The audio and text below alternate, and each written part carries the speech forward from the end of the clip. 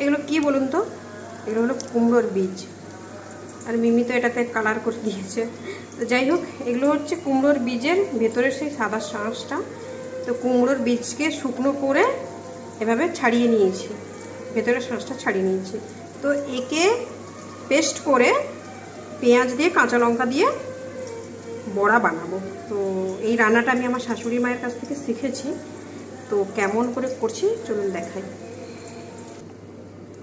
এর মধ্যে এবার পেঁয়াজ কুচি দেব, লঙ্কা কুচি দিলাম, একটু নুন দিলাম, হলুদ দেব।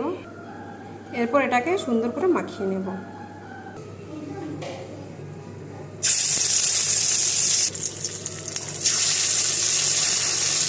বীজের পেস্টটা একটু বেশি হলে ভালো হতো, আর কি কম হয়ে গেছে।